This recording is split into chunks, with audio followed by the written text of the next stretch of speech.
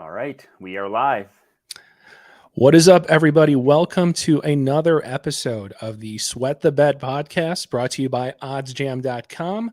I am one of your hosts, Andrew Kim, aka the Parlay Doc, and I got my co-host here with me, Matt Modi. And again, if you guys are listening to us, you are likely interested in sports betting. You're probably taking it one step further than just kind of betting for fun on the Super Bowl.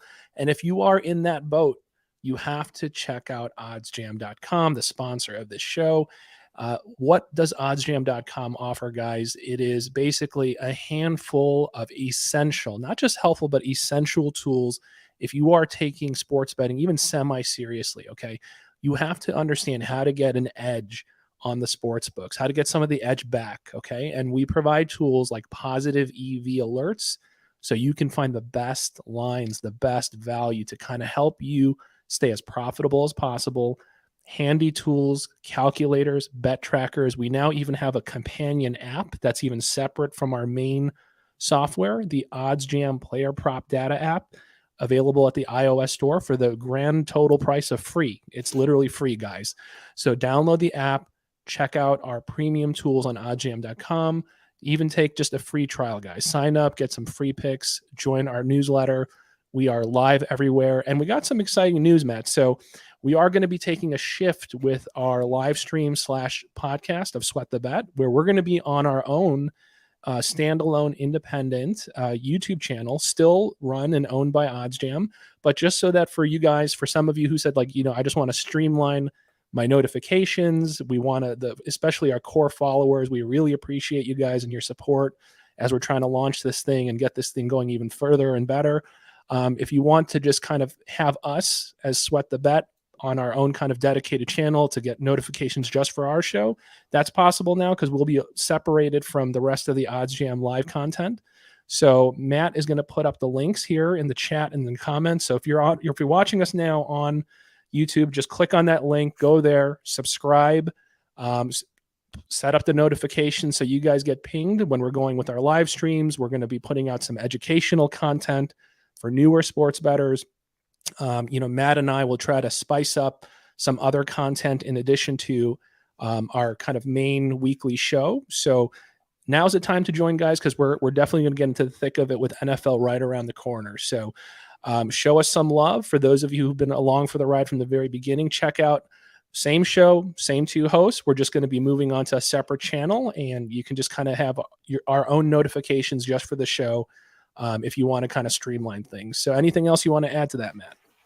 No. It feels like we're like graduating, leaving the parents' nest. We no longer have the full OddsJam YouTube channel supporting us, even though, getting our gas money. Now we have our own channel. But no, it's everything Parlay Doc said. It's OddsJam has a ton of live streams. So we figured it would make sense to just have a YouTube channel dedicated specifically to Sweat the Bet. So there's the link for it. Accidentally put it in the comments twice, so you can't miss it in the comments in the chat. It's also in the description of the video if you are watching it on YouTube as well. So yeah, definitely check that out. If you do want to subscribe to our podcast moving forward, nothing else is changing. Literally the same exact thing is changing. We just now have our own YouTube channel. So still going to coming at you once a week, all that good stuff. But yeah, so definitely please make sure to subscribe to that channel. All right, so what do we got in store for you guys today? So me and Matt, we are going to be focusing today on NFL team totals and some of our favorite team total lines, whether it's over or under. So if you guys are into totals, you guys are just already getting excited and hyped. I'm getting hyped for the NFL season. This is the episode for you guys. So in order to spice it up a little bit, rather than just kind of generically going over a few totals, we're going to kind of do a team totals mock draft or just draft actually. So Matt and I are going to basically take turns, pick our top 5 favorite team total lines. And we're going to use FanDuel lines currently, since that's a popular sports book that has a lot of reach. And we are going to pick our 5 favorite overs or unders on the totals. And just kind of give our rationale of why. And if one picks the other, we can't use that same team. So we kind of have to have some backups. So chime in when we get to the meat of it, guys, and You chime in and let us know if we're crazy or if you're on board with us when we pick our favorite unders and overs for team totals. Now's the time, guys, because let's not lie, right? I mean, even if you're an MLB fan, we're waiting for the NFL. We're all dying for the NFL to come. So why not? Let's start the chatter now. And thank you to Ghetto Crypto. Ghetto Crypto. I like the username. Ghetto Crypto says, keep up the good work, fellas. Just subscribe to the new channel. Hey, man, we appreciate it. Seriously, we know we're grinding. You guys are out there grinding. All of us have jobs. We're trying to sports gamble, have fun. So we appreciate just vibing together, guys. And of course, after we do our draft, we're going to get into our best bets. And not to brag, like I said, we lose plenty, Matt.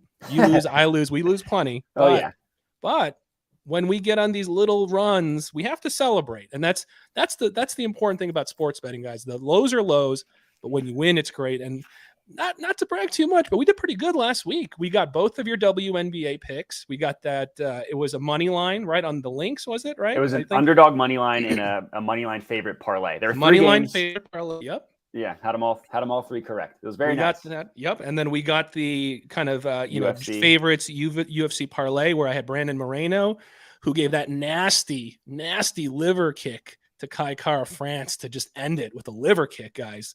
And then Amanda, the Lioness Nunez, just dominated. I mean, there were a couple scary moments where I don't know why she was kind of lazy in the full guard of Pena and almost got herself armbarred multiple times. She freaked me out a bit, but minus those few freak out moments. Look, I was wondering, was this the decline of Amanda Nunez, or was she legit saying she had COVID? She just wasn't fully prepared. She needed to be more focused. And she proved it, guys. I don't really know if I want to see a trilogy fight because it was like 50-43. I mean, she dominated. It was like 50-43 on some judges' cards. Like, minus those few scary moments where she almost got her arm twisted, she dominated that fight. Honestly, guys, I don't know if I'm really interested in a trilogy, but credit to Pena. Okay. Obviously I'm biased because she trains in Chicago at times, and she was durable. I mean, it's not like she folded. She was still threatening with all these submission attempts and arm bars, and she took a beating. So she's tough. She's tough, and you got to respect her for that. Anyone who steps in a cage to get paid to get their head bashed in, and she got her head bashed in several times with a bunch of right hooks. But it was a really lopsided match. But either way, it was good for us. Matt swept his WNBA picks. I hit my UFC parlay. So stick around towards the end where we go over our best bets for tonight and going into the weekend. Hopefully we can keep this little mini heater going, guys. So we appreciate the support. So let's kick it off with our traditional start of the show, the sweat or no sweat segment, where we just kind of toss out an idea to each other and see what the other thinks, if it's a sweat or no set. So I'll kick it off. And obviously this guy's been in the news. Not my favorite guy to talk about, obviously, but I think it's an interesting hot topic right now, is Deshawn Watson. So here's my statement for you. So let's assume the suspensions and everything stay the way they are. So presumed six game suspension. So in the remaining 11 games that he suits up for, and assuming he plays, he's not injured, whatever.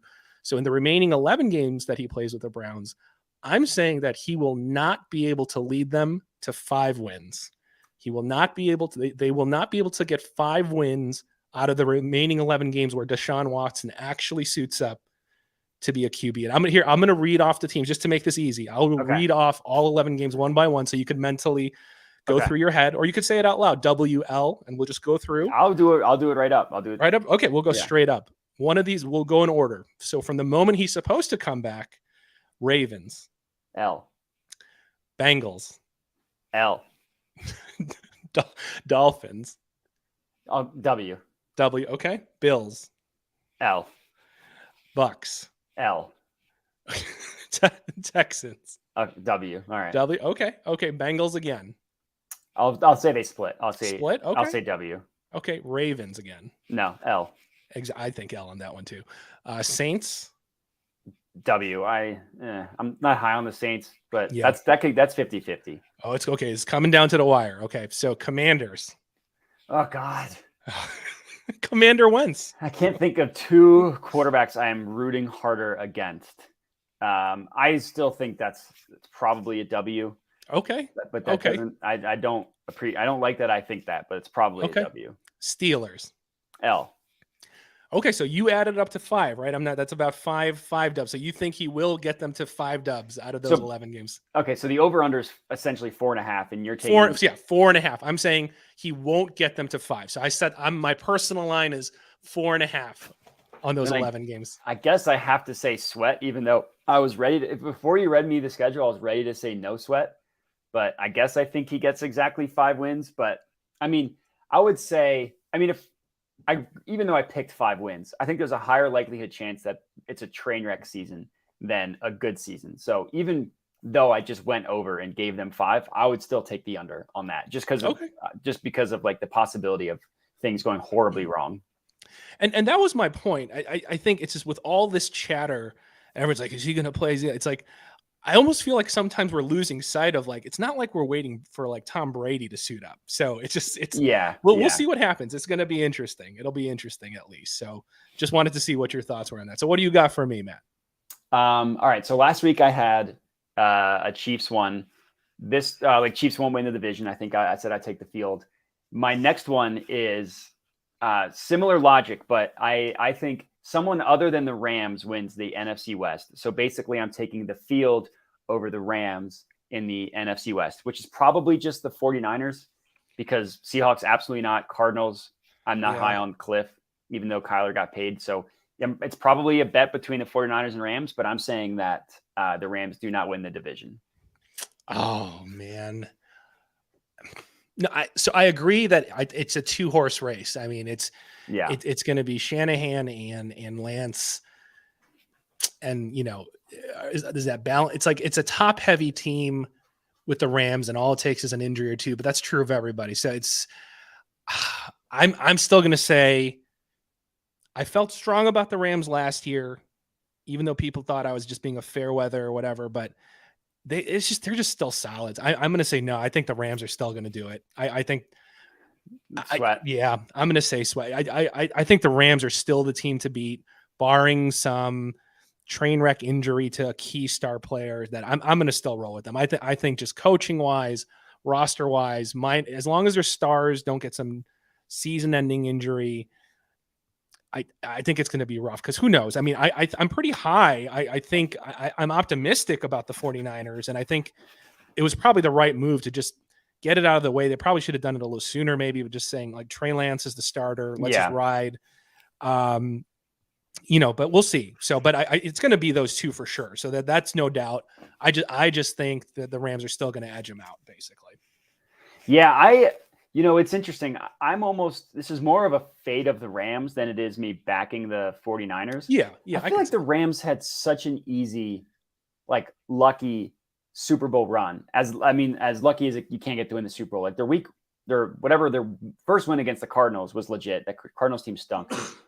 But they got out to that huge lead against the Bucs, blew it, and then had the game-winning field goal. They should have lost to the 49ers if Jaquiski Tartt just catches like the punt interception that Stafford gifted him.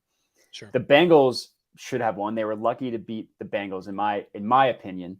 I don't know. I feel like Kyle Shanahan is just waiting to unleash Trey Lance. I think he's so sick of Jimmy Garoppolo. So this is more of a fate of the Rams than it is backing the 49ers. But I don't know. I don't see it with the Rams. I think they're a little bit overrated, even though they literally just won the Super Bowl.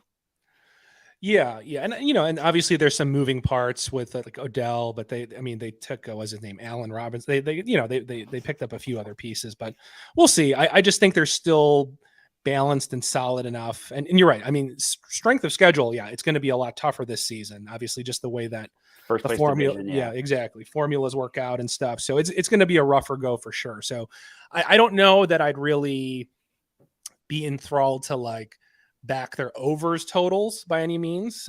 So to sneak peek, they're probably not going to be one of my top picks for that. But I think they still got a solid shot of taking it. So yeah, it looks like they have. I mean, and they're not going to be one of mine either. So we're not giving away anything. But they have the second hardest schedule in the NFL. Their over/under is 10.5, which I think is pretty accurate.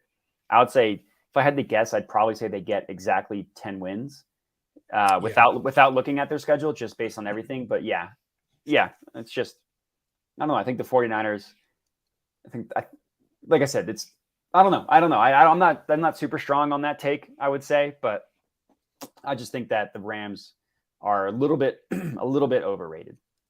Sounds good.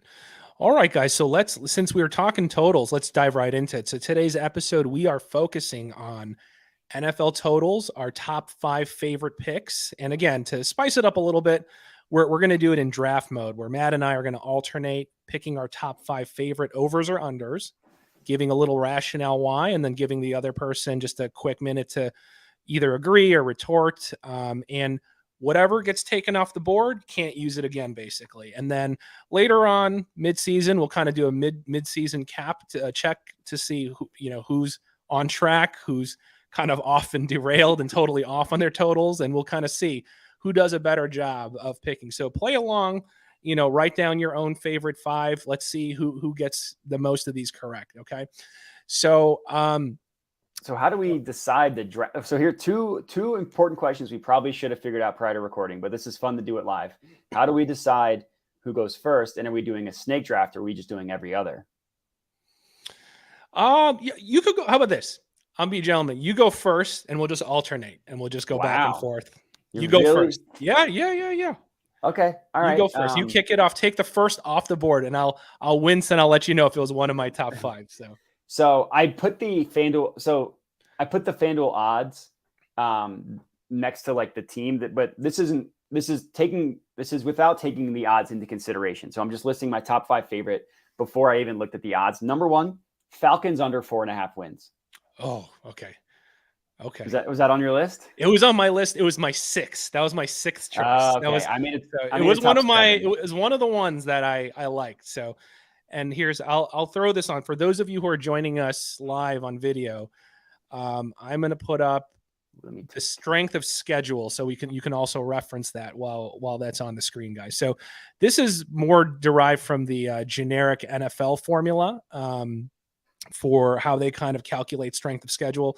And obviously there's a lot of different models and different formulas out there. So the ones you're looking at might differ by a couple slots, but most of them are relatively close to each other. Like some of them have the Eagles as like the second, or third, easiest. Some have the Rams as the second hardest. So the formulas, they all vary slightly, but in general, you have a sense of how hard or how easy it is. So it'll be pretty close. Okay. So what's your thought? So why are you taking the under on that? Okay. Well, they've one of the worst rosters in all of football, just if you're looking at it from a talent perspective. They have Kyle Pitts is good. Can you name like anybody else on that Falcons team? Like on defense, like AJ Terrell is not bad. And like they drafted Drake London. But like the running backs are horrible. Like Cordero Patterson, I think, was more of a flash in the pan because he didn't really keep it up the second half of the year. They have the second worst offensive line in the NFL, according to PFF. The model I looked at had them with the 10th hardest schedule. The one you're looking at has them at the 9th hardest. So they're kind of within that range. Yep. And if they stunk with Matt Ryan, who I think we kind of both believe he's not the best quarterback in the NFL, but he's certainly closer to good than he is bad. I mean, you're telling me they're going to win 5 games with Mariota or Desmond Ridder on that roster? Absolutely not. I think Arthur Smith is an overrated head coach. I think you wouldn't even tell if he was good or not because the talent of the team is so bad. So Falcons under 4.5 plus 100 odds. And I actually put a unit on all of my bets just to have some skin in the game. So a unit for me is only $50. So I put $50 on every single one of the unders that I'm taking. So like I put them on my top 5. So if you end up taking someone in my top 5, I'll just put like it on the next one or whatever. But regardless, plus 100 odds, Falcons under 4.5 wins. Yeah. So, my comments on that is I like it. I had that as like my 6th favorite or so total. And the only points I'll add on for the sake of time is here's an interesting stat. When you look at last season, what was it? Like 7-10, I believe is kind of what their record, which would even surprise me that they even managed to pull off. Better than I would have thought. Yeah. Yeah. But interestingly, in those wins, right, they were grinding affairs where every single one of those wins was a 1-score game, basically. And so what is the variable, right? It's now you lose an experienced, solid QB, right? Not a world beater at this point of his career, but still, it's not easy to replace that caliber, that level of field IQ, in Matt Ryan. And so you lose that, and all of your wins were grinding affairs. So they were 7-2 in one score games somehow. In close games, they were 7-2. But come on, you lose Matt Ryan, you have to expect there's going to be regression in those one score games, right? So you're going to see a drop off. So, and then I'm looking, so now I have a different graphic up there. We're looking over here. Let me see. Where are the Falcons? They're down on the left. Where are they? Oh, up at the top. So where are we going to find these wins, right? So maybe the Saints, maybe the Seahawks. I don't know. So let's see. They're not going to win the Bengals. They're not going to win the Chargers. So I mean, probably split the Panthers. Split the Saints. Sure. I mean, that's two. Yeah. I mean, I'm finding it hard to find more than 3 confident wins. Okay. So I think Matt's option, I like the under 4.5 at like plus even money plus 100. If you want to be safer, it may have shifted. I saw on BetMGM at one point earlier, they had it at 5 flat somehow. And that almost gives you that insurance, but it was juiced. It was like minus 160, minus 165. Yeah. But you know what? I find it hard to find 5 wins on this schedule. So I wouldn't blame you. I actually think people get lost in the minus symbol and they're like, there's no value in that. I actually see that as value. You have that insurance of if they somehow manage to scrounge that 5th win that you're going to get a push, that I actually would have taken it, but I think it shifted pretty quickly. So if that option is no longer there, I still like my under 4.5, even though it's a little riskier. I would have liked the 5 flat weird option that they offered briefly, but I like it. I like it. I like it. Yeah. I didn't line shop, which is like going against everything that OddsJam stands for. I just took the FanDuel line because that's what we're talking about. But yeah, I mean, everything I said, I cannot see them get to 5 wins. I just can't do it. Okay, so I'm going to take that off my board. I'm going to delete that so I can't use that now. Okay, so my first pick then, and I'm sorry if this is going to the heart of what you want, but to me, I see this as easy. I see this is my favorite top lock number 1 pick. Eagles. The line right now on FanDuel, the last I checked earlier today, is at 9.5. And I know that's one game over where it opened. It opened at 8.5 right when the lines came out a while back. But I'll take over 9.5. To me. Wow. Okay. Easy. That's your favorite? Easy. Disrespectful. Disrespectful to the Eagles, in my opinion. I think it's gonna be like 11 wins. I think I'm missing something. I'm a Chicago fan, but I'm looking at the Eagles. I'm excited for the Eagles this season, man. So I think this could be a big year for Hurts. I think if they can somehow stay within themselves, and you saw it happen towards the tail end of the season, and maintain a balanced attack, and they got to get that run game going. And if you can establish that early and not just as an afterthought in your last 6 games or whatever, I think they could set the tone. And I see a lot of winnable games. I'm just going to rattle them off real quick. It's like start of the season, Lions win, Vikings win, Commanders win, Jags win, Cardinals without Hopkins in the beginning win. I mean, right there. I mean, maybe you run into some problems with the Cowboys offense. Okay. But 1, 2, 3, 4, right there. I see them going 5-0 at the start of the season, minus some fluke. So you're already halfway there, more than halfway. So I just see this as a no-brainer that I'm taking the Eagles over 9.5. Easy is my opinion. Easy. That's how much faith I have in Philly. Wow. Well, I mean, I would say that the majority of the public is on your side. I mean, if I were to choose an over or under, I would take the over. So I agree with you there. I just have 2 hesitations. Number one, I've been on record saying I'm not a Jalen Hurts guy. So I wonder, like the first half of last year, I think they started like 2-5 or 3-5 or something. They tried to shoehorn him into being a passing quarterback. They were like among the league leaders in passing, and then they switched up their offense. They focused heavily on the run game, and that also coincided with the stark contrast and strength of schedule. They had a really tough first half of the schedule. They played the Bucs, they played the Chiefs, they played the Chargers, they played the Raiders. They played the Cowboys. I was like 5 playoff teams in their first 7 games. It was something ridiculous like that. And their back half was incredibly, incredibly easy. They played the Giants twice, the Jets, the Commanders twice. I can't remember who else, but like the Lions, like really, really easy. Sure. And that also coincided with them running the ball more. So my worry with the Eagles, who again have an easy schedule, that beautiful NFC East easy schedule. Yeah, and that's why I put that graphic up. That's also part of my reason is that Yeah. their schedule, for whatever reason, is one of the best, Again, easiest schedules again. So, but they mean they upgraded the receiver positions, obviously trading for AJ Brown. I'm worried that they're going to try to again shoehorn him into being a passing quarterback, basically being like, hey, like in order to win in the NFL, you need to pass. If he can't do it, then they'll know this year, and they have 2 first-round picks next year, including their own, and they have the Saints. And then number 2, I think their defensive coordinator is kind of like a total idiot. I think he is a really bad defensive coordinator.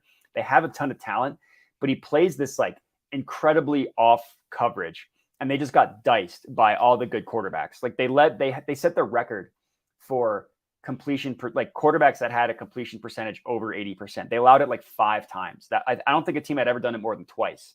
So I worry that the defensive coordinator is just a buffoon. Like he's just bad. But the talent is there, the schedule is there, and if they do lean on the run game throughout the entire year, then I could easily see them getting to 11 wins just from the schedule standpoint alone. Because PFF ranked them, I think, with like the 2nd or 3rd best offensive line. Like they do have an absolutely stacked O-line. Yep.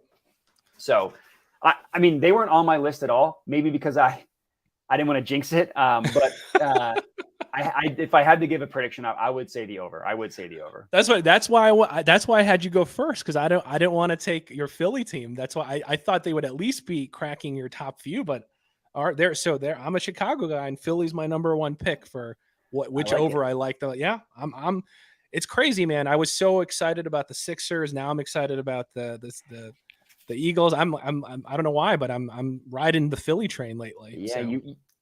It's not a good place to be. I'll say that.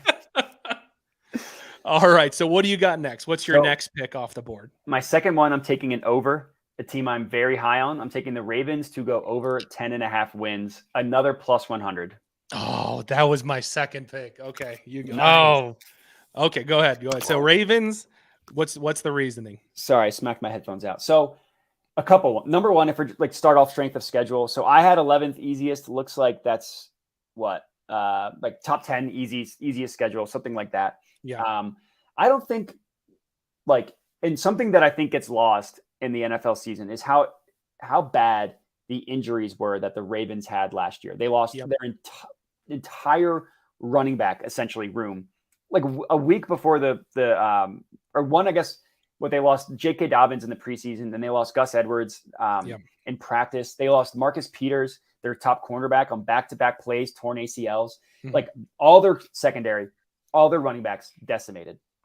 And then Lamar Jackson missed the last 6 games of the year, something like that. Like they were the 1 seed, and granted, like a pretty clumped together AFC. I will admit that. Like I think like all the teams were like one game or half a game was deciding the top like 3 or 4 teams. They're the 1 seed before he got hurt.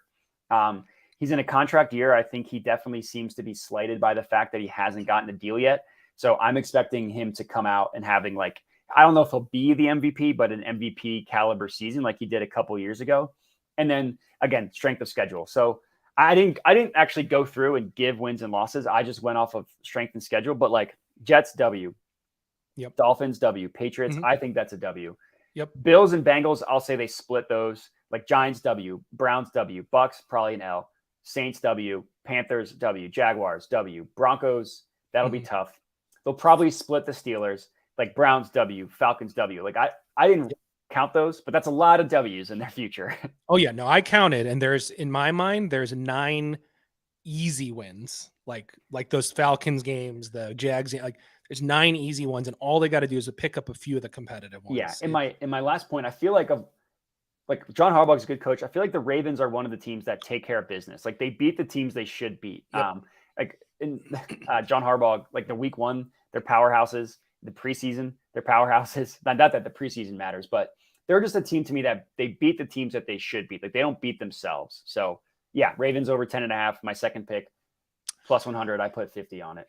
Oh yeah, no, I agree. I love that one. I was flip flopping between them and the Eagles, and I just fell in love with the Eagles for some reason. But Ravens, I think a part of it was just the total itself. But even though it's a game high or 10.5, like I love it still. I mean, it was like 1-1 and 1A for me. And the only things I have to add is basically kind of your commentary about the concerns about the Eagles is the Ravens know who they are and they don't care. We're just going to smash mouth. We're going to run. Lamar's going to run.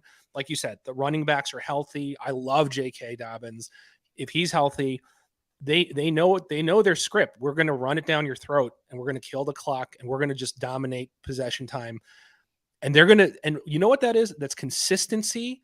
And the teams you're supposed to beat because you're not getting out of your element. You're just going to beat them. The inferior teams, like in my mind, they're automatic W's. Like, because I know they're not going to mess around, right? Yeah. And that's why I feel so strong, just like you do, about the Ravens. Like the wins that they should get, they will get. And it's just a matter of can they pick up a few of the tighter, more competitive games. And as long as, like you said, the injury bug was horrible and people don't give them enough credit for how much they had to battle through. If they can stay relatively healthy, I see this hitting 12 wins. You know, I can see 12 wins on the board for them. So I agree. I mean, like, I don't know if I didn't actually check if they have this feature, but like in terms of to get the 1 seed, the Ravens are like my not necessarily dark horse because they're not like, you know, one of the worst teams or anything, but they are my not favorite team that I think is going to get the 1 seed. Yep. Okay, so moving on. So my alternate backup pick then. The Ravens, like after Eagles Ravens, my love for this, my confidence goes down a little bit. But I'm splitting hairs here, but I'm going to take the Chargers. Okay. Over 9.5 because not on 2 teams that are not on my list. Okay, interesting. So this one is very simple, guys. I'm not even going to go too into this. So we know what the problem was, right? They were like 4th in like offensive DVOA ranking. So we know that Justin Herbert can light it up. And, you know, so that's not the price. The defense was horrible, guys. I mean, I can't even remember. They were 24th, 26th, like 25th in DVOA rankings last year. I mean, it was a rough go. It's just basically, can we outscore you? And just hope to God that the other team just messes up on 3rd down conversions. And it was not a pretty sight. It was exciting to watch the offense operate when it was running smooth. Defense was just, I mean, that was horrific, guys. So it's not like they totally overhauled everything, but look, you're adding JC Jackson at corner. So some consider him top 5, top 3. You're adding Khalil Mack. And as a Bears fan, obviously, you know, he didn't turn out the way we hope, but I think part of it was coaching. He's still a solid piece, and he's a huge upgrade. When you're adding him to a defense like you have, and you're adding Khalil Mack, there's only one way to go but up. Okay, guys. So basically, I think they've done enough to shore up the defense. I'm not saying that they're going to somehow just make this easy Super Bowl run. I'm just saying for the sake of the total, they've addressed where their flaws were, and they've put some key pieces there that maybe that's enough to just allow the offense to do what it still is going to do. I went through the list. Easy ones: Jags, Texans, Browns, Seahawks, Falcons. Split one with the Raiders, Dolphins. Get one from the Titans. That's already 8. So if you are agreeing with me, those in my mind are 7.5 straightforward wins.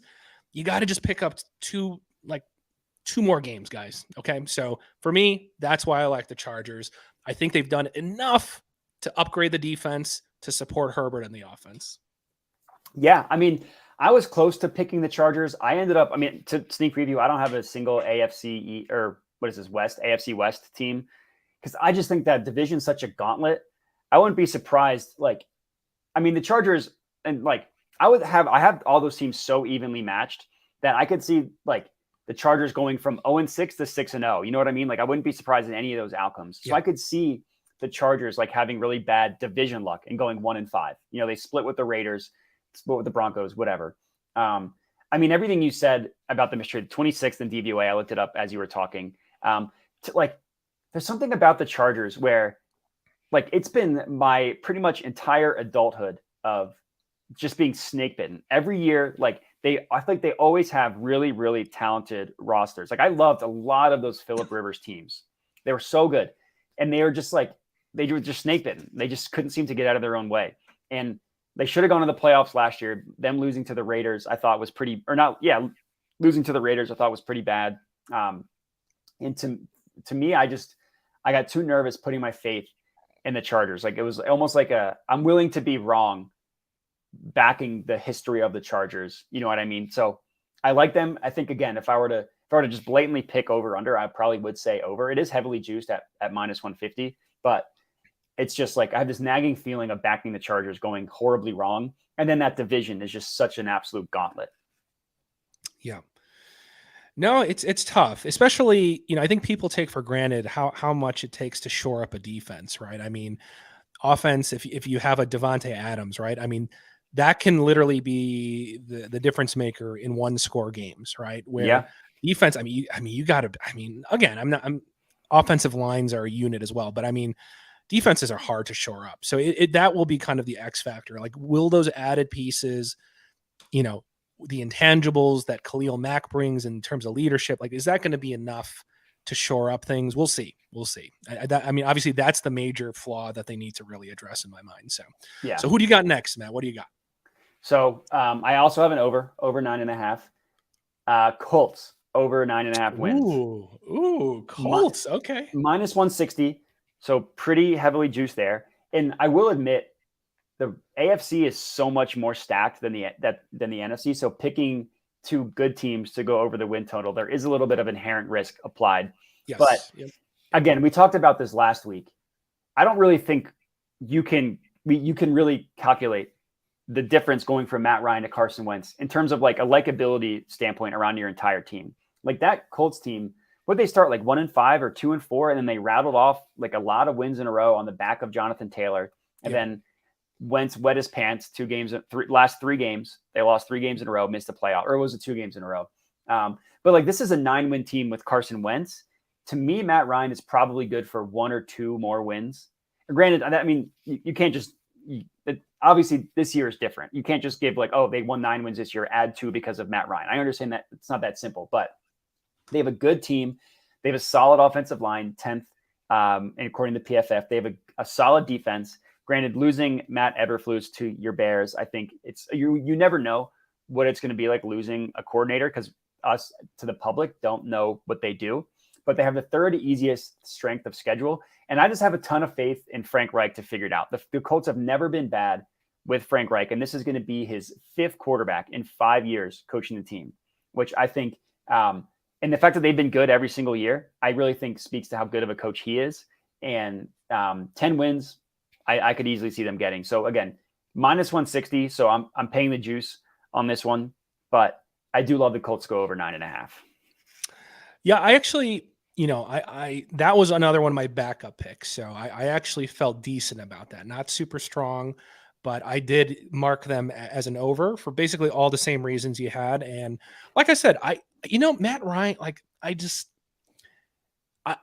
think it's solid. I mean, as boring as it is, he's an above average to, quarter. And you just need someone steady at the helm to complement a monster running back right now. Right. And good coaching. I see it and I like it. So that they were pegged in kind of my middle tier of totals. So I do like that. I definitely can see that easily happening. And you're right. The problem is like, the more you and I, like if we pick overs in AFC, it's like someone's got to lose, right? So it's like it's almost this correlative effect where they can't all go over. So that's the struggle, right? So yeah, I mean that's why it's good that we didn't know who obviously we don't know who the other person's changing, so we could have 7 AFC teams going over, and exactly. It's bound to have one of us lose, or a couple of us. So my next one, and I hate unders, but I'm going to pick an under. I liked your Falcons under. That was on my list as a backup. This is within my top 5. So I'm going to mix it up. I'm going to do an under here. Right now, the Bears are listed at 6.5 on FanDuel. Oh God. And I hate doing this, but I'm going to go under 6.5 with my Bears. Here's the reasons why very quickly. Like I actually like Justin Fields. Like I give him a pass, not to make excuses, but I give him a legitimate pass because he was always on the ground. We had no protection. He was running for his life in more than half the games. He's just running for his life. So I don't even know how you expect him to grow and mature and learn the offense when he's just like, how do I not get my head ripped off? And how do I not get injured? And the problem is we have not, as the Chicago team, we have not made any major upgrades to the offensive line. I'm sorry. We have not. So that glaring problem is still there.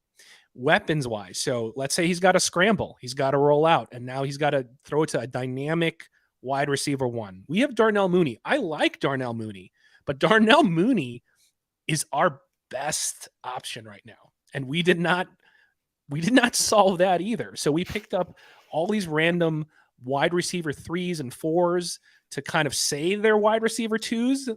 And we basically did not upgrade any major moves for receivers. I like Cole Kmet.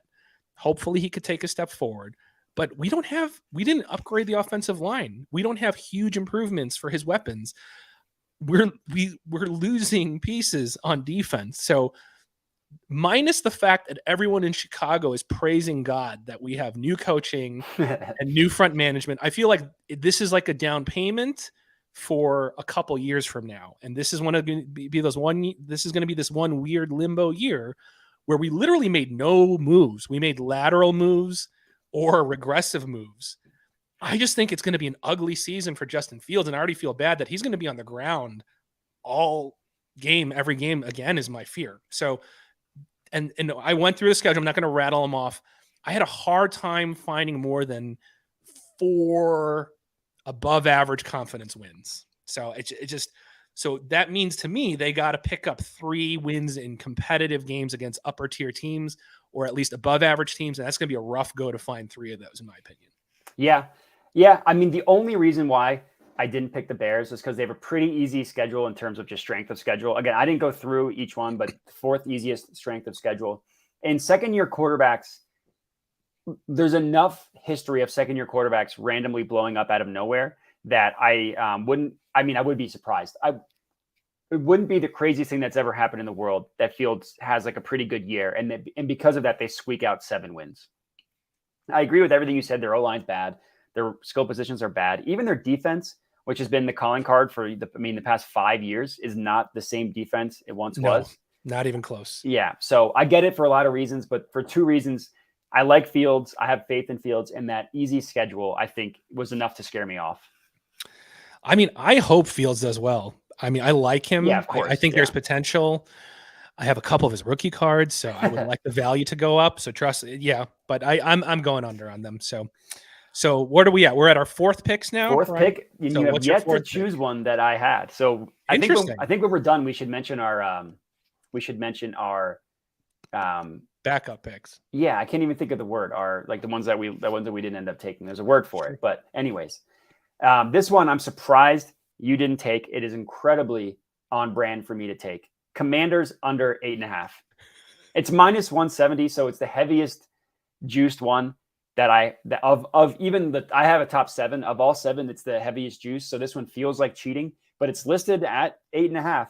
And I'll be damned. There is a 0% chance the Commanders are having a winning record. They are not finishing with a winning record. There is a literal 0% chance. The only reason why I didn't make this number 1 was because it was almost too on brand. So I wanted to give you a chance to take it. And the minus 170 juice almost felt like cheating. But like, you're telling me that that Carson Wentz is going to lead this team, this organization to 9 wins? No, 0 chance. Absolutely no. And that's all I have to say. That's all the analysis needed. I'm going to keep it brief. I liked it as well. So that was kind of, I think that was maybe my 5th pick or so. So I was going to, it was right on the fence where I was going to maybe take that. So everything you said, I mean, the only formula I see is, and again, this is predicated somehow on the coaches being smart, that they're like, we're going to rely on the run game and get very creative with running and dink and dunk passes. And I just think Carson Wentz's ego is going to say, I'm still going to sling it like Brett Favre. And we're going to see a lot of problems just replay themselves. So for everything you said, I agree. I find it hard to find 9 wins. I really do. So I think if you want to, I don't even know. I think on FanDuel, maybe you can, maybe you can't, but if you want to slap that even into parlay futures parlay like of totals, I think that's a pretty safe leg. I really do. Like I almost see that as like a free square leg on a parlay. Yeah, I agree. I I wouldn't even mind tossing that in to combine, even though you're raising the risk element. It's hard for me to find those 9 wins. It's really hard. Yeah, I mean, they have a bad division, so like, if the Eagles aren't as good as we think, if the Cowboys take a step back, maybe, but no, not maybe. Agree. So my next one, my fourth one, this is simple, so I'll be brief. Bengals over 9.5. And this is just emotions, guys. Okay. I'm prefacing this, that I hate unders. I love overs. And defense is half the game. I don't care. I want to see air raid. I want to see tons of points. I want to see bombs, slants that become 30 yards after the catch. So I loved watching the Bengals and watching that receiver core. I think it's going to be an awesome season. And really, legitimately, though, beyond my emotions and just rooting for points, is crazy part is, guys, the Bengals have upgraded their offensive line. Okay. So they've added Kappa, Collins, all these guys. They added like 3 or 4 guys. Okay. And they've really made significant upgrades on their offensive line. So now imagine what you saw last season, and now you give Burrow more time to throw. Okay. Imagine that, right? So I think that offense, I don't think it's going to skip a beat. If anything, it might be even that much more threatening and imposing. That, looking through the schedule, I don't think this is as confident as my other overs with like the Ravens pick that I agree with Matt on. I even feel better about the Eagles, honestly, because this division's tough, but I see them getting 10 wins. And I think that offense is just going to be a threatening juggernaut that we'll see what happens on the defensive side. I think that's going to be, to me, that's the X factor, but giving Burrow more time to throw and operate, I think this is going to be a scary offense to watch. So that's my simple rationale why I'm taking the over on the Bengals.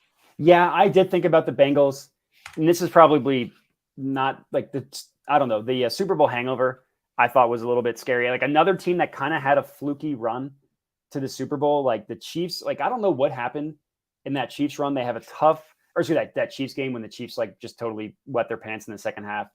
They have a tough schedule, like the 26th easiest. So that's like what, the 7th hardest, something like that.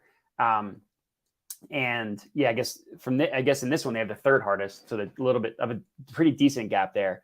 And then, yeah, like, I don't know. I mean, they won 10 games last year, I believe. So you would think that they could probably just break even from not break even, but like just stay stagnant from what they were last year. But the AFC being as hard as it is, I have more faith in the Colts and the Ravens. Like the Bengals don't strike me as a team who will beat the teams they should. They lost to the Jets last year. I'm pretty sure they got smoked by the Browns one game last year. So the Colts and Ravens are teams that, like, to me, like take care of business type teams, where the Bengals are not. And I just a little bit worried about that Super Bowl hangover. So that's the reason why I didn't touch the Bengals. Gotcha. All right, rounding it out with our final picks. What do you got for your final and 5th draft for this total draft?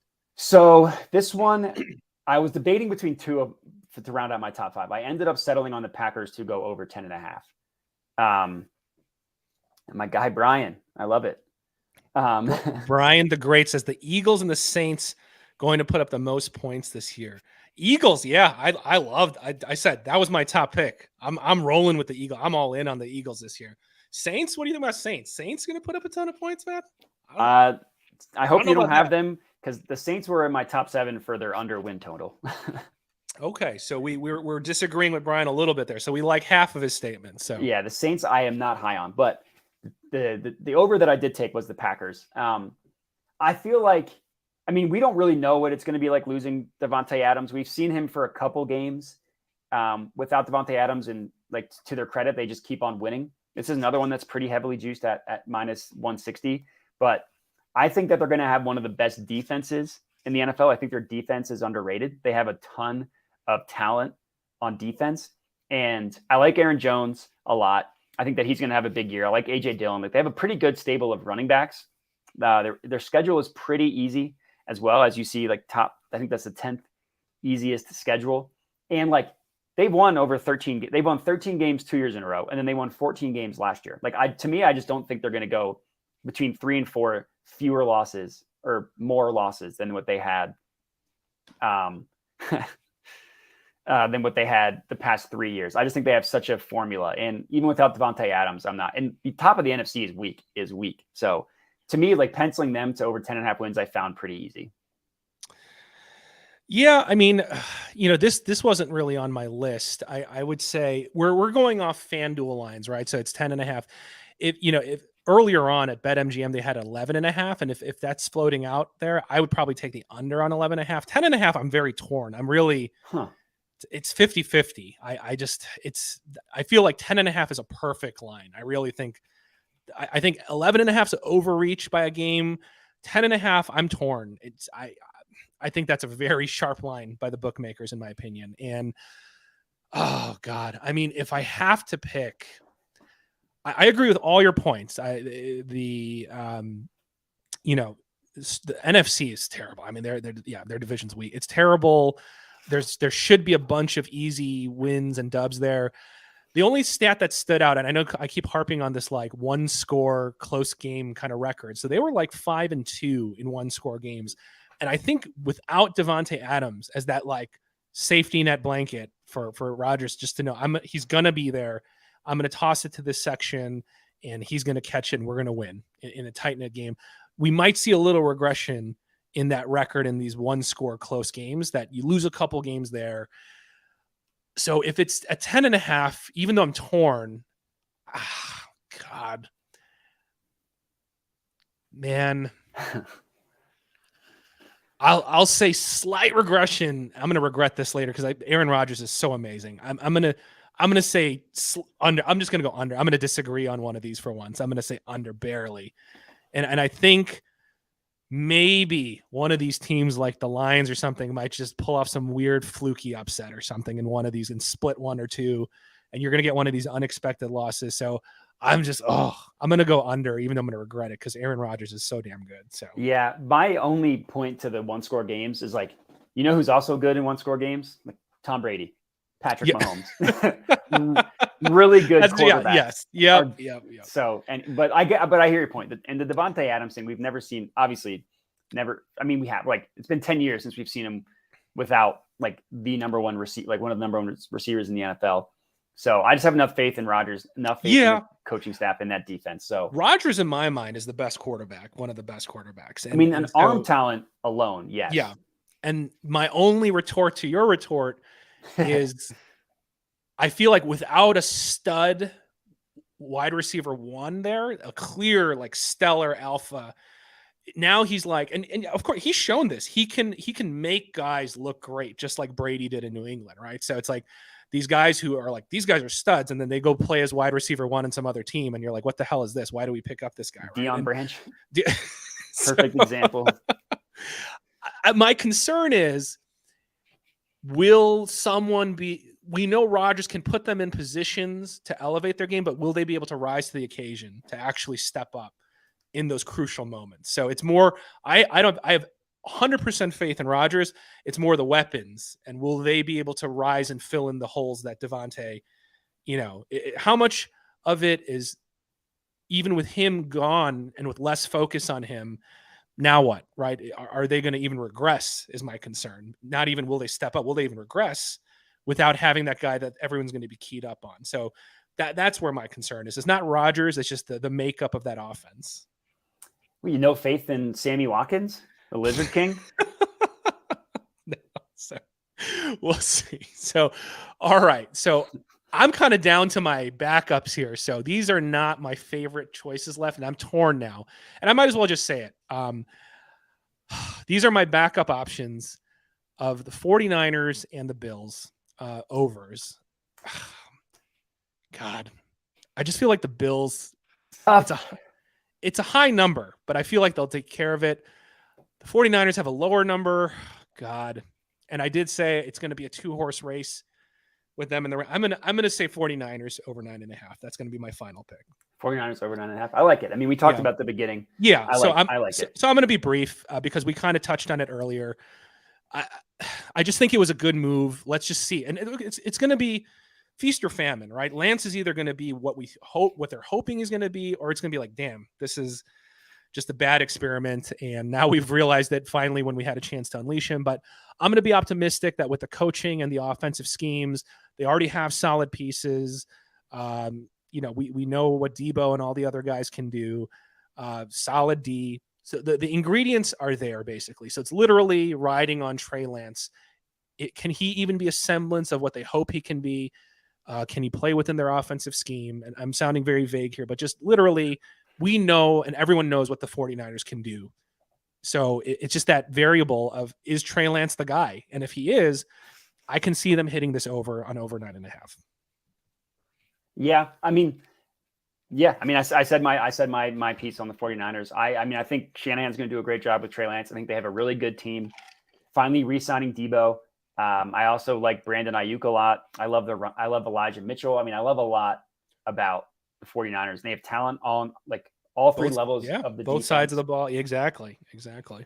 And they're all solid. Like you said, Ayuk, I like him. Yeah. I like Debo solid. I like Mitchell a lot too. Mitchell's a solid. Yep. So the pieces are there. It's really, can they be cohesive? And there's the QB they think he is. And if he is, it's going to be a dangerous team. Yeah, I agree. So, all right, who was left on the cutting room floor of your picks? My two, Jets under 5.5. Not a Zach Wilson guy. They have a terrible offensive line. I don't think they really have any talent aside from Elijah Moore, and maybe the rookie will be good. And then Saints under 8.5. Sorry, Brian the Great. I see no scenario in which the Saints win 9 games without Sean Payton, without Jameis as their quarterback. Their defense is bound to take a step back. That's just how it works. They have terrible weapons outside of Kamara. Michael Thomas, we haven't seen him play in 2 years. Sure. So the Saints, I just see no scenario. It's similar to the Commanders. I just can't see them having a winning record, getting to 9 wins. So Brian the Great also says the Lions are going to play in a lot of close games this year, change from a 3-4 to a 4-3.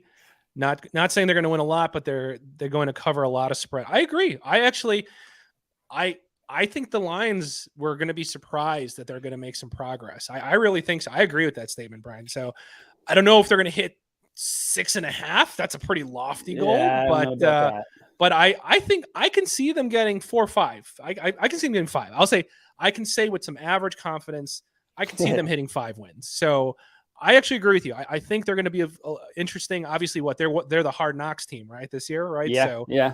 Obviously, Coach is a character. Some people hate him. Some people find it hilarious. So we'll see. I think it'll be an interesting, drama-filled season for them, though. So. Yeah, they played a lot of close games last year. We can count. How many gut-wrenching losses? I know. Did the Lions? I think back to that Ravens one, so bad. And they're like a covering machine on most games last year, so I can see it. So my only cutting board team, I already mentioned them, was the Bills, and I was debating on Bills over an 11.5. That's it. So it's a high number. It's a high number, but God, Josh Allen. It's a good team. It's a good team, guys. So, they're. What you're going to get with them. It's a slightly different, obviously it's a bit different than what you see in Baltimore, but you also kind of know what you're getting with the Bills, and a strong team. So that's why they were kind of on my chopping block. It's just the number is a little high for me. That's the only reason I didn't include them in my top 5 or even in my top backup picks. But so you guys let us know. What do you think about our picks? What do you think about what we chose as overs and unders? Are we stupid? Are we crazy?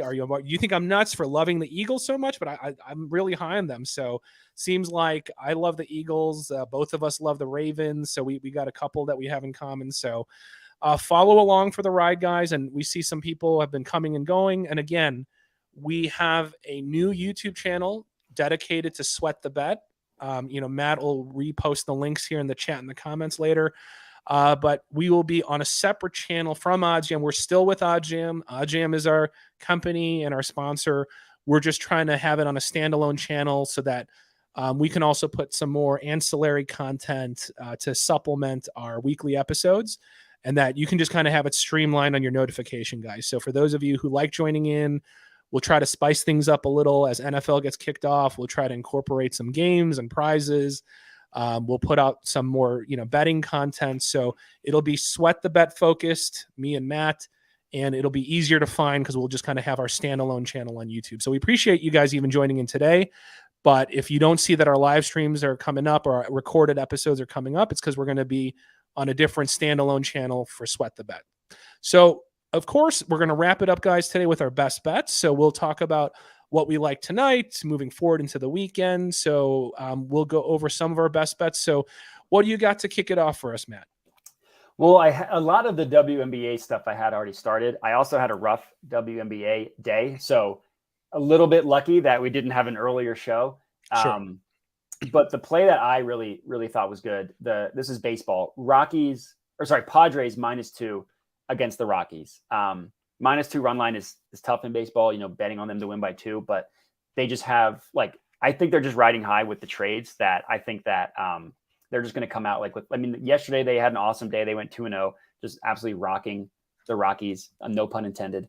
And I think they're going to keep the momentum going. The Rockies aren't the same team away than they are at home, and they're playing in San Diego. So to me, back in the Padres -2. Gotcha. Padres -2. Okay.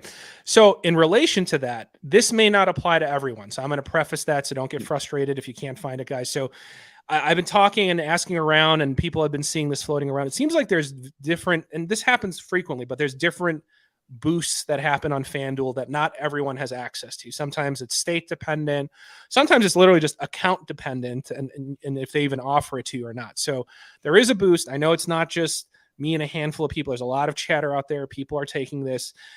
There is an exclusive boost for some folks on FanDuel. It's for the Padres, and you got to get it in quick. It may have already started or going to start in a minute or two. So that's why I'm trying to get to Padres, Angels, both to win. So it's literally a 2 money line parlay. And it's boosted quite a bit to +150. So if you do the math, roughly it's over 23% positive EV. So again, is it trappy? I love that term. Everyone's like, it's trappy. But look, if you like both teams and they're both faves, and if you were going to do it anyway or parlay them, you're getting a huge positive EV boost. And Ohtani's pitching. Look, so I'm taking that. For some people, they have a max bet of 150. I just maxed it out. I just bet 150 on it. So I hope it works out, guys. But $150 at +150 exclusive FanDuel boost on Padres Angels to both win tonight. So that's my first one. Yeah, I wish I had it. I don't, or else I would take it. And I would take it for the full amount that they would allow. So yeah, I like it. Yep.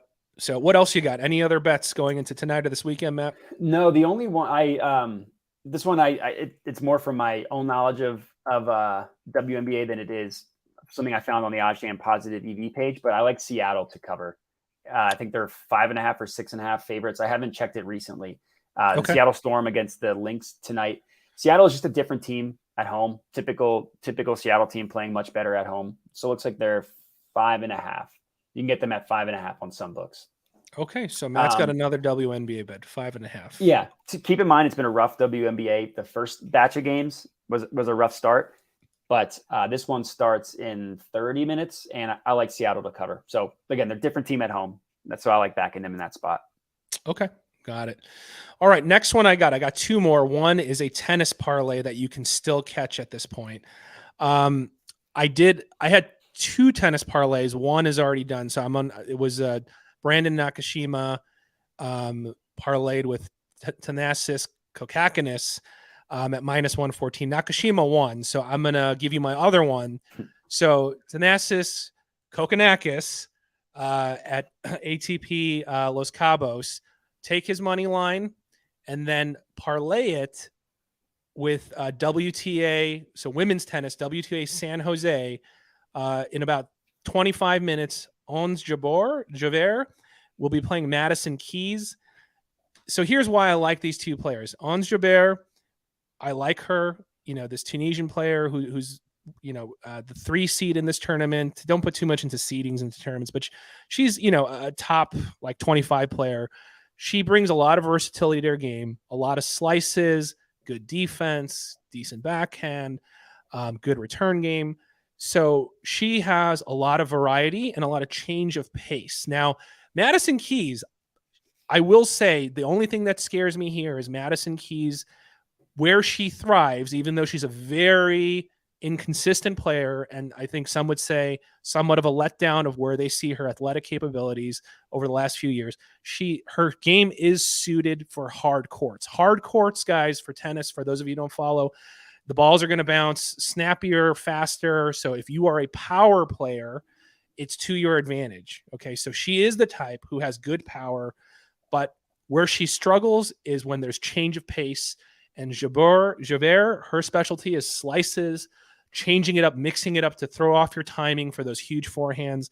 And Madison Keys has been known to be error prone. So that's why I like Javert here. For Kokakis, he's had a pretty good hard court season. He won his maiden ATP tour at WTA Adelaide. He had another good run at another tournament. He was a little bit disappointing at ATP Atlanta with a first round exit, but so far in this tourney, he looked pretty good last game. So I want him to keep it rolling. He's been relatively healthy and injury free, and that's been the only thing holding him back from taking the next step. So I like him tonight to get the win. I parlay it with Ons Jabeur. You get it for about -114. Not great, but I think they're both solid pieces. So that's my tennis parlay for tonight. And then I got one more for UFC after you, Matt. So what else do you got? I'm good. I got nothing. You're good? I got nothing left. Yep. So UFC going into the weekend, we hit on Moreno and Nunes. So let's do one more parlay this weekend, guys. So I will say of these two legs, I want to be clear. The one I feel very strongly about is Jamal Hill. That is the main event, Jamal Hill versus Thiago Santos. For those of you who don't find who follow UFC, go look up the pictures, okay? I follow UFC. I loved with the ED Thiago Santos back in the day. Dude has a Warhammer tattooed on his chest. He's a beast with a freaking Warhammer. How can you not like the guy? And back in the day, he was amazing and he was a dangerous beast. Problem is, he tore his MCL, PCL, ACL, meniscus in his left knee. His knee is shot. And ever since that, he's never been the same. He's a huge dude. One punch will just kill you, basically. But his movement has been really hindered ever since he came back. Some people thought he would never fight again. And you've seen he got a decision win but none really since then. And he's had a few losses now. Minus being able to knock out a guy with that one punch. So he has that chance. You get hit with him once solid in the head, you're dead. So you have to factor that in. But Jamal Hill, they've set up this match for him to leap and take the next step. And they're almost using this as a gauge. Can he be that next guy that we can kind of groom as a superstar, get pay-per-view race? They're almost doing this as a litmus test. They know that stylistically, these two are just going to throw bombs at each other. So a knockout is probably going to happen, okay? Jamal Hill is 2 inches taller, and he has a few inches of reach. So you have Thiago Santos, who I love, but he's hindered. So when he's in kicking range, Jamal Hill's going to be able to punch him and tag him still. So this is a problem. And Jamal Hill's faster. He's more mobile. This is going to be a rough go for Thiago. So unless Jamal Hill makes a mistake and is in the distance where Thiago can nail him with a power shot, it's hard for me to see Jamal Hill, losing. So he, to me, is a super solid parlay piece. The only reason I'm not taking him to win by KO is just it's -140, and that's really the best you can get. And in UFC, to bet a KO at -140, that's rough, man. I mean, that's hard, but it's a little scary. It's a little scary, but I can see it happening. But if you're going to do it in a parlay, I would just take the safer route of just taking him to win and then mix it with whatever you like. So I am mixing it with Vicente Luque, kind of the second main event or co-main event to beat Jeff Neal. So Luque, this is a tighter match. So I have much more confidence in Jamal Hill, but I like Vicente Luque. If you follow UFC, he's relentless. He can knock you out. He can submit you. He is willing to eat shots to his detriment. He will just take a huge hit so he can hit you back. But I like that style. He is going to have his foot on the pedal and he's going in for the kill. I prefer that. That he's going to do that every match, every time. And the only time he struggled is when he's faced superior wrestlers, like pure wrestlers, grapplers. That's when he struggles. This is not one of those matches, guys. Okay. His opponent is someone who's a striker. And I will say probably maybe a slightly more technical striker. So there is this looming fear I have that if his opponent is smart, he could pepper him, keep his distance, maybe pull out a decision win. That's the only path to victory that I see for him. But for Luque, I could see a knockout. I could see a submission. I know he's going to be relentless and on the attack. So I'm going to roll with Luque, and I'm going to parlay it with Hill. And you get that at plus 112. So plus 112 on DraftKings, Luque parlayed with Jamal Hill. Those are my bets for the weekend, guys, and for today. I like it. You've had some good luck with those UFC ones. So yeah. All right, guys. Well, thanks again for tuning in. Bottom line, I know we're being repetitive, but sweat the bet. We appreciate the support. We're going to be on our own YouTube channel. The link's in the chat right now, so click it before we sign off here. We're still with OddsJam, but we just are going to have it on a standalone channel so that you can subscribe and make sure that when you get notifications, it's just for Sweat the Bet. It's still going to be me and Matt doing our thing. Follow us here. Follow us on TikTok. Follow us on Instagram. Follow us on Twitter. We are everywhere. We appreciate you guys, and we're going to keep bringing you good content. And for those of you who are new, stick around because one of our first featured videos is going to be about kind of the do's and don'ts and the best ways to kind of get started if you're taking sports betting a little bit more serious. So to kind of go from a newbie, or if you're a newbie beginner who wants to take it a little more serious, we're going to go through our tips. We're going to go through our red flags of what to avoid when you're on social media, because you always see these huge wins, people winning plus 30,000 parlays, acting like it's normal, saying pay me $300 a month and I'm going to give you a whale lock. So we're going to go over some tips, guys, of what to watch out for, how to get started responsibly and safely so you keep having fun and hopefully make enough money that you can just keep playing, guys, and make a little on the side. So that's going to be one of our kind of kickoff feature videos in addition to our weekly episodes. So stay tuned. The content is not stopping, and we're going to add even cooler and educational content to supplement everything. So we appreciate it, guys. Signing off from Sweat the Bet. All right. Thanks, guys.